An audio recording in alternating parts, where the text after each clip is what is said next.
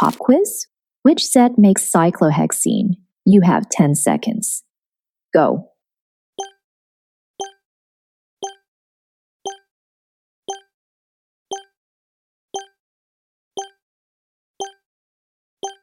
If you picked A or C, you're right. Both are classic eliminations that prepare alkenes.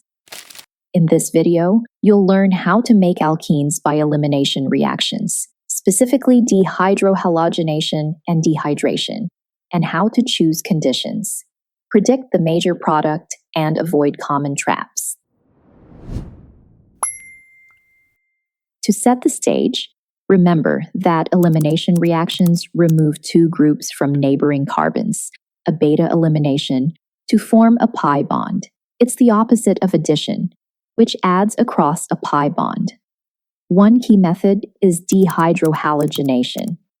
Here, a hydrogen halide, written as HX, is removed from a haloalkane. With a strong base like potassium hydroxide, sodium ethoxide, or potassium tert butoxide, you get an alkene plus the corresponding hydrogen halide. Under E2 conditions, this happens in a single step. The base removes a beta hydrogen as the carbon-halogen bond breaks. For this to work best, the carbon-hydrogen and carbon-halide bonds must be anti-periplanar, lined up opposite each other. For example, when 2-bromobutane reacts with sodium ethoxide, the major product is 2-butene, the Zaitsev product or the more substituted alkene, with a small amount of 1-butene. But if you switch to bulky potassium tert butoxide, the base prefers the least hindered hydrogen, favoring the Hofmann product, the less substituted alkene. In both cases, byproducts include sodium bromide and either ethanol or tert butanol.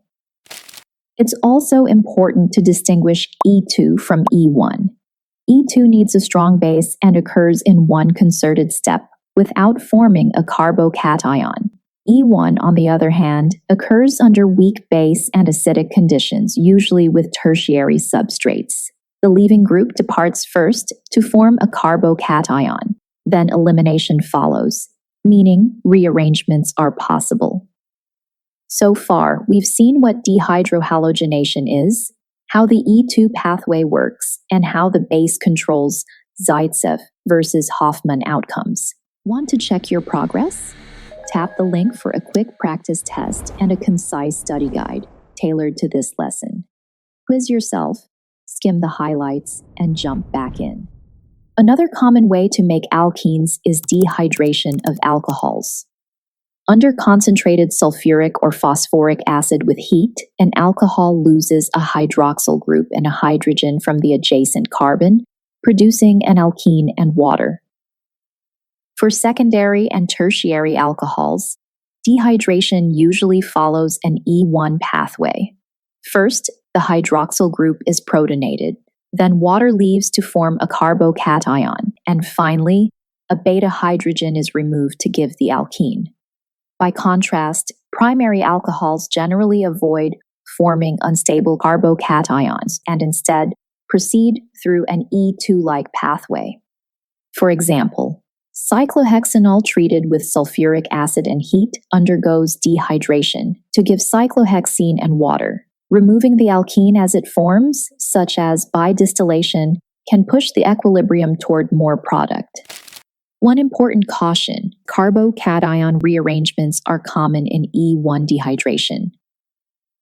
A 1,2 hydride shift, or sometimes a methyl shift, can move the carbocation to a more stable, more substituted position. That rearrangement can change where the double bond ends up, so if your product looks unexpected, check for a possible shift. Finally, remember that base size helps determine the major product.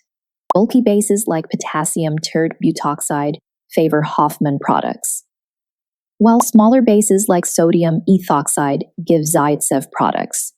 So to recap, strong base plus a haloalkane leads to E2 elimination, while acid plus an alcohol with heat usually gives E1 elimination.